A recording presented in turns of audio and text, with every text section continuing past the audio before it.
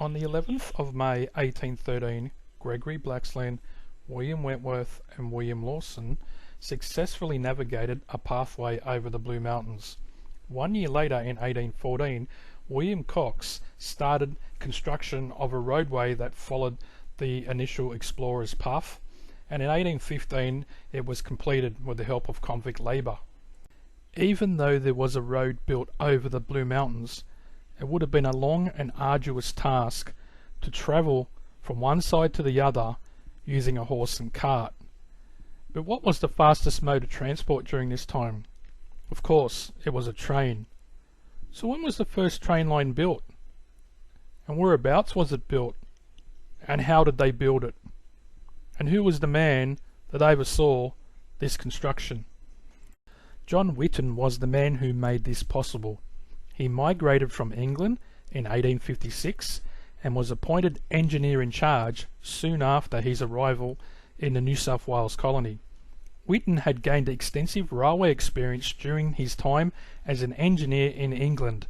He not only built railway lines, but he also built railway stations, railway bridges, viaducts and other infrastructure. His work stretched all the way from New South Wales to Victoria, and 25 items of his work are listed on the New South Wales Heritage Register. In addition, 37 other works are listed as significant in various local government areas.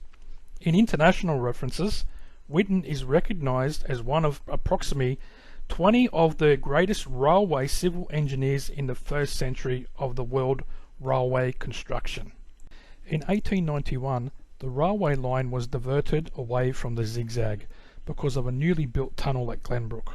This tunnel was 660 metres long, but it did have its shortcomings due to poor ventilation and seepage of water onto the tracks, which made them very slippery. Leading to slipping and stalling of trains in this section, a new route through Glenbrook Gorge was built in 1913, which included a replacement tunnel. Now that's just a little bit of information that I've gathered from the original zigzag railway line from 1863 till the two deviations which occurred in 1891 and 1913. So all there's left for me to do now is get my camera, put my hat on, get my backpack, jump in the car, go to these locations and then just try and find if there's anything left over from any of these railway lines up there in the Blue Mountains. The line is today, but the zigzag railway line in 1863 come straight down this little ramp here, straight across the road and straight along here. We'll go across the other side and check it out. So it pretty much just came along here, and as you can see, the borders of the house here pretty much run really straight. So we'll follow the fence line to show you guys exactly where this train line went through this area. So seeing the railway line was built here before houses were here, when the houses did come, they pretty much contoured to the shape of the railway line. So the railway line kept going along this path and around, but after they deviated the line, the land was sold for houses, and that's why the fence deviates to the right and changes course. Now if I kept following around them houses and veered to my left and then followed this road up all the way to here, and this land, this gap is actually the land owned by the State Rail, and this is where the zigzag railway came, and it turned and veered and went up this way. The red line I have drawn here shows the direction that the bottom of the zigzag railway went. Now here is where the original train line would have kept going straight and then gradually veered around. Not sure what angle, could have been here, could have been a bit more this way, but it goes over the existing train line now. Here is the old gatekeeper's cottage. There's not much left of it. And this is where they actually took tolls from when the Great Western Highway used the old 1863 railway line as a way to get up to the Blue Mountains, the original Great Western Highway, until they changed it to the one that we drive up today. Plenty of sandstone rocks around. It's a bit dilapidated. But this is it. This is the old cottage, the gatehouse. And here's the monument they built to John Whitton, the man who designed the Zig Zag Railway and other buildings. So it's pretty big. It's probably at least 10 metres high. And it says here, the plaque was unveiled by His Excellency the Governor of New South Wales, Sir Roden Cutler, on the 6th of February 1980. So it took a few years before they built a memorial to dedicate John Whitton. One of the best engineers Australia's ever had, looks like it. Just on the other side of the bridge filming, when I said I wasn't sure which way the railway line went, it's actually come along here, across the new line that's there, and diverted up this way, and I'll show you the reasons why we know it came. I'm wearing my snake gaiters today because I have to go through long grass, and snakes love long grass especially. So here's where we know the train line come over, and it comes through here. I'm going to film the whole way of walking through so you guys can see. Even though I've got snake gaiters on, just keeping my eye out for snakes. Don't really want to run into one. So you can see how it's all open here. There's no trees. So I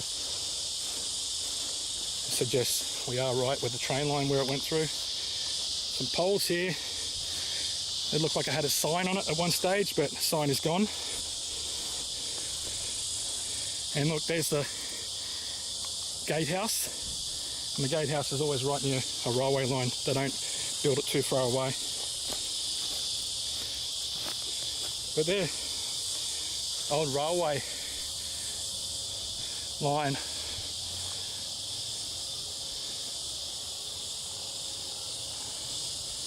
Doesn't say any date on it, but anyway, they've probably put it there to let people know this is actually where the train line went. So anyway, we'll keep going.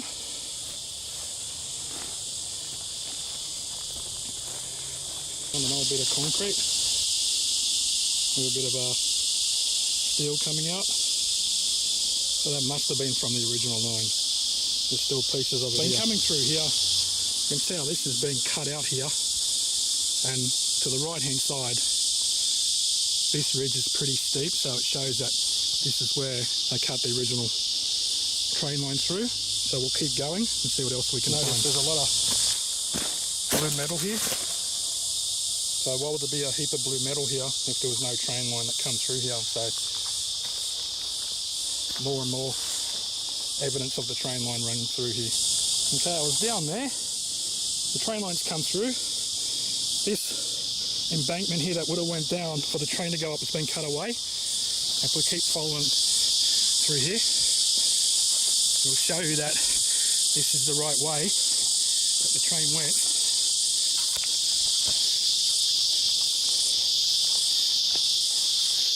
Because as you go through the bush, there's just a lot of grass here. See, there's no trees. If this wasn't a train line, there'd be heaps of trees here. They've all been cleared away. It's just long grass. Still got my gaiters on. And I'm going to have heaps of those seed pods stuck to me that the weeds have on them. I can already feel them now. There's real long, skinny, sharp ones. Not sure what they're called, but I think I've got a fair few stuck to me, and here it is. It comes out here, and it is directly straight going to Knapsack Gully and Viaduct. Find on your backpack after you just hike through the bush for about half an hour. There we go, mate.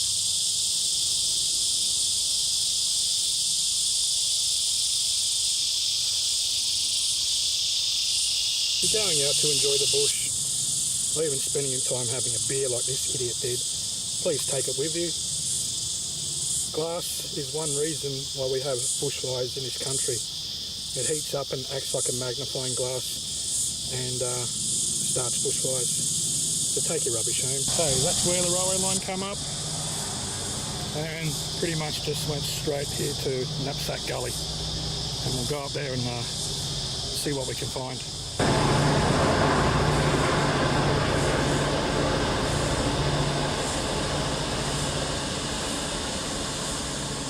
Now, I've probably walked a good 300 to 400 metres. You can see how the ridge slopes up. They would have had to cut all this area out to get the train line through here. Now here we have arrived at the Knapsack Gully Bridge, and it's about 9 metres wide, and here's a plaque telling you about that. It says Knapsack Gully Bridge. On the occasion of the opening of a deviation of the main Western Road over this bridge by the Blue Mountains Shire Council and the Main Roads Board in 1926. This tablet was erected as a tribute to the genius of John Whitton, Engineer-in-Chief for Railways to the then colony of New South Wales, by whom the bridge was designed and erected for railway purposes about 1867. And someone stands on the other side. They're actually 4 metres higher than what you are at this side of the bridge. Pretty crazy. This is the bottom underneath Knapsack Gully Bridge. It goes across Knapsack Gully and took the original trains across on the 1863 train line. It is about 40 metres high and has 12 arches. Pretty cool piece of work, and it was used for the first Western Road. When the road come through here to go up to the Blue Mountains, the original road that you took to get up to the top, but because it wasn't built for trucks, it started to show signs of cracks, so they built the highway where it is today.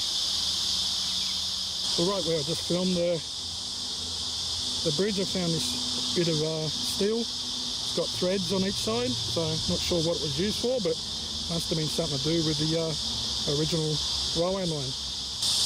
Now, this is a very important piece of the Zig Zag Railway. Without this bridge, the railway would never have been built. So anyway, we're going to keep going along the original train line and see what else we can find. This area here would have had to get cut out as well for the original line to be built. And you can hear the cars from the Great Western Highway now going up towards Glenbrook, and this train line is running parallel to that. Now, I bet you've gone up and down the Blue Mountains many times and seen this little offshoot road. Well, this is where the original train line went, but it didn't bend around like this. It kept going up here. So we're going to go up here somewhere. We're going to keep on going straight to follow the original train line. So follow the road coming down, and it would have been level to here, not dug away to make that little offshoot. And the train line keeps going along here. You can see how it was used as the Great Western Highway. You can see the lines in the middle. So the train line kept going straight this way. Got the road just to your left. Or if you want to turn off to Lapstone, or keep going up to Glenbrook. Keep walking along. Keep following the original way the train line went. Kind of disappears to just a drain. It'll run off when it does rain.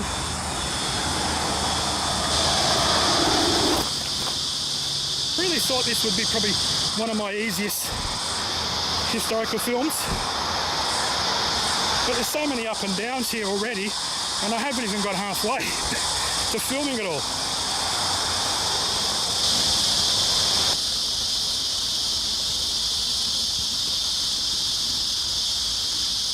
Now I made my way up to the top here. It was tough going. Unfortunately there's a fence here to stop me from keep going through. So here is where the train line would have made its way through the rock ledge that they cut out. And there's a detour here, lucky enough, so I can get to the other side. This is the other end of that cutting. It's only probably 5 metres wide, and that's what was cut out for the original train line to come through this area. And I swear spiders are after me. They're everywhere here. Right, so it looks like this little trail will lead me underneath the Great Western Highway, and we're going to go underneath there to try and find the end of the bottom points and the lower dead end to where the trains would have stopped, waited for the tracks to get moved and to go up to top end. Now, is that dodgy or what? I wonder if John Whitton would have approved of this.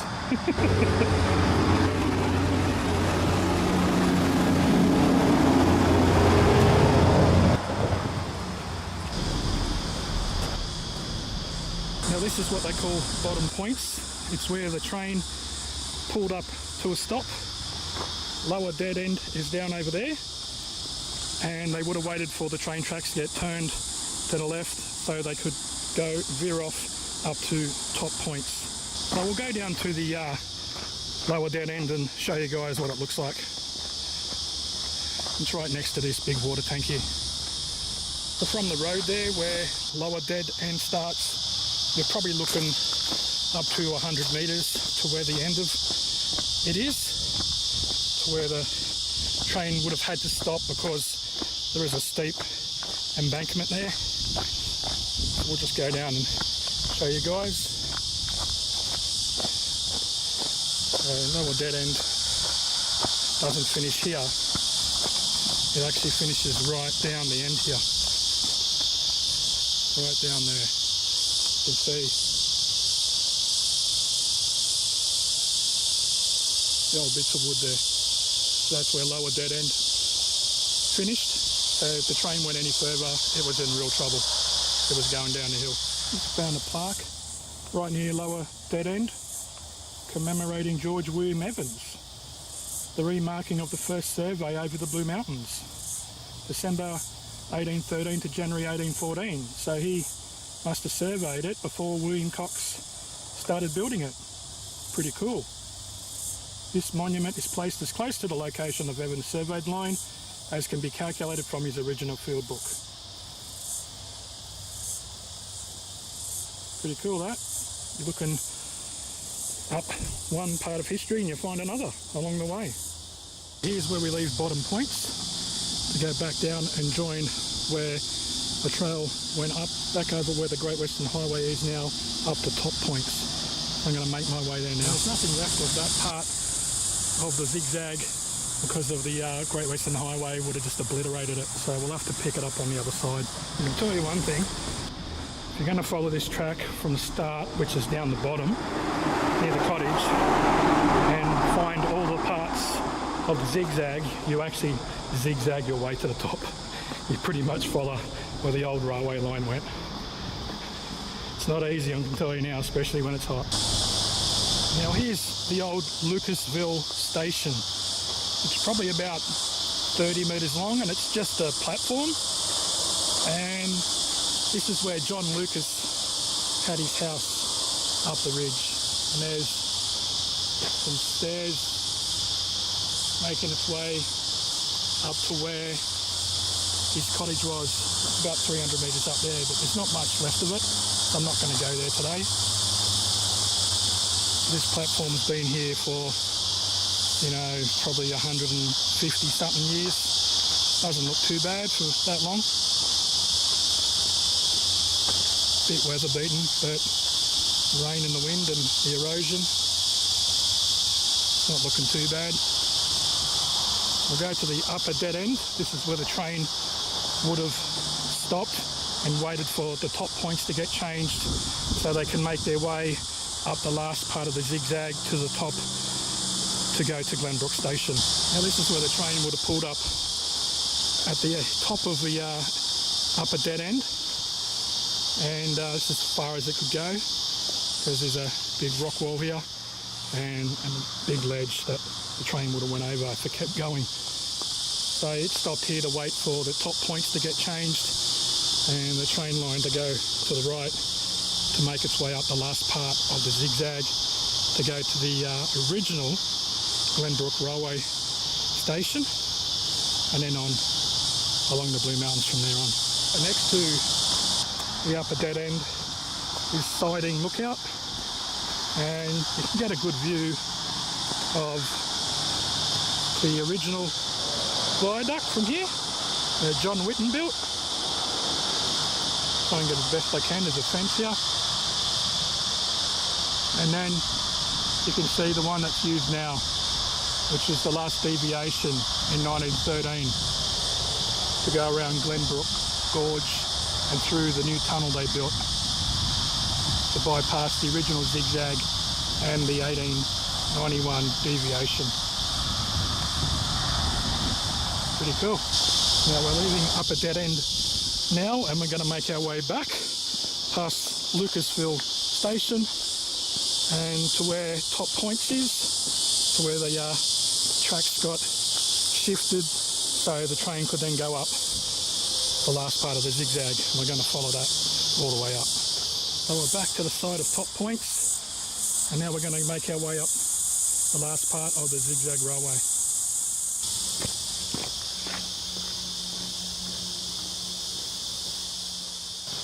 We've taken a fair amount of effort to gouge this trail through here so the railway line can get up. Wonder if they use dynamite here. Can't see any chisel marks. They must have just dynamited their way through.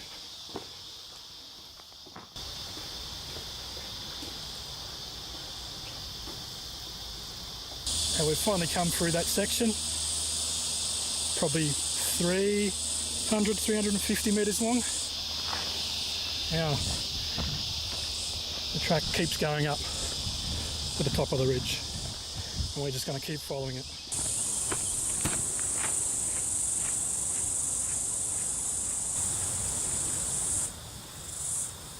Now this is where the zigzags come up at the top of the hill, over where this road is, and went through this cutting. And where the Great Western Highway is, it does follow the curve around, does an S-bend, and then up to where the original Glenbrook Railway Station was situated. So the train would have come out of that cutting and went to its right up this hill, pretty much where the Great Western Highway is now, and turned around to the left, and the road follows the exact way the zigzag went up to the original Glenbrook Railway Station. Now you're right here, it's the original railway station site along the highways, going underneath the highway and going on the left-hand side of the Great Western Highway. This is the area where the first Glenbrook Railway Station was, right where the Glenbrook Native Plant Reserve and Nursery is. And here's some of the brick pillars for a tank stand, and it says these brick pillars form part of the base of a tank stand erected in 1892 when the railway line passed this spot. The tank used for replenishing the water supply in steam locomotives. The water came from Glenbrook Lagoon, about 2 kilometres northwest of here. The tank was in use until 1913. These pillars originally were located on the opposite side of the highway and were moved to this site in May 1980 by the Department of Main Roads at the request of Springwood Historical Society. So they're actually on the other side of the road, they're actually over there. They got moved here in 1980. There's another plaque up here, let's see what that says. There's another plaque here saying Blaxland, Wentworth and Lawson passed nearby here on May the 12th, 1813. A tablet was erected to commemorate the opening by His Excellency Admiral Sir Dudley, the Chair, KCB MVO Governor of New South Wales, of the Lapstone Hill deviation of the Great Western Road along the original Zig Zag Railway line across the Blue Mountains, which was opened to railway traffic on the 11th of July 1867, abandoned 25th of July 1913, and again opened to the public use for road purposes on the 23rd of October 1926 by the cooperation between the Blue Mountains Shire Council and the Main Roads Board of New South Wales. How cool is that? In 1892 the Zig Zag Railway closed, and the line, instead of stopping here, diverted around through here where they made the first diversion in 1892, and it opened up in 1897. See where they've cut through the rock, all the chisel marks. They didn't use dynamite, so go up and check out the chisel marks here.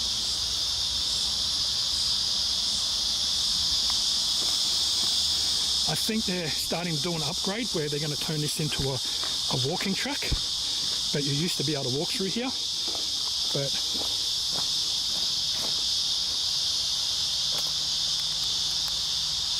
probably about 8 metres wide, about 8 metres deep. I can't walk down there through it.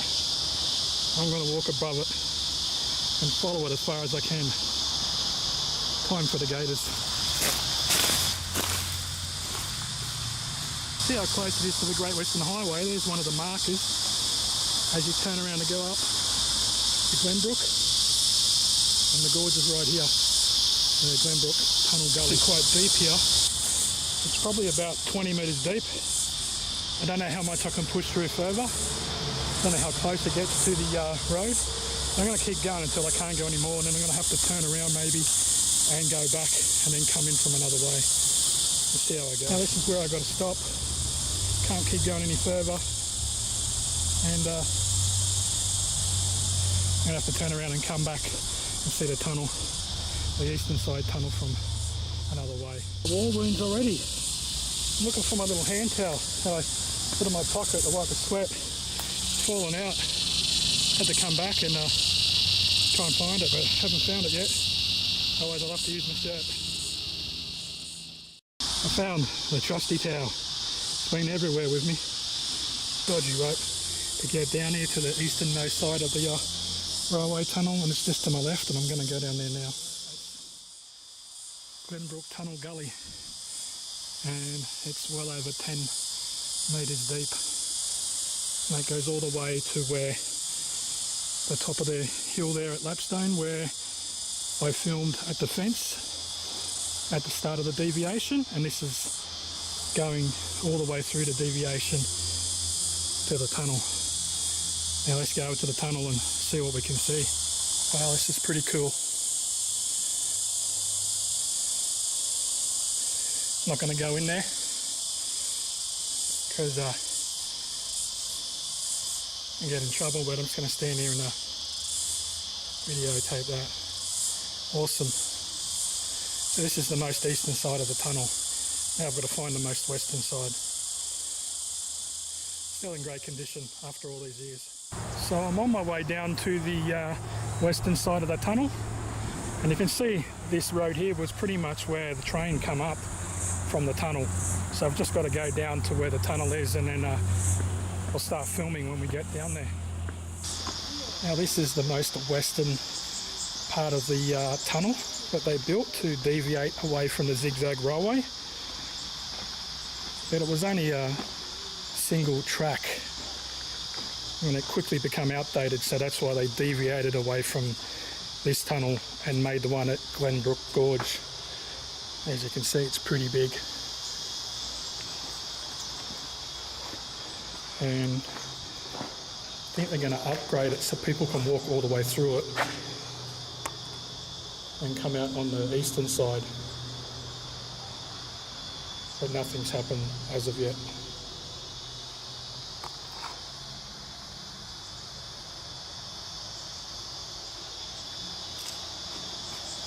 It's pretty cool. It's well built for 1863.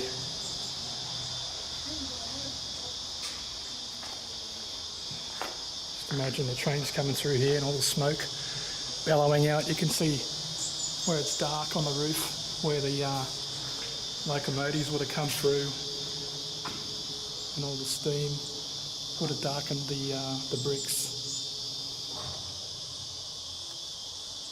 Pretty cool, worth the walk here.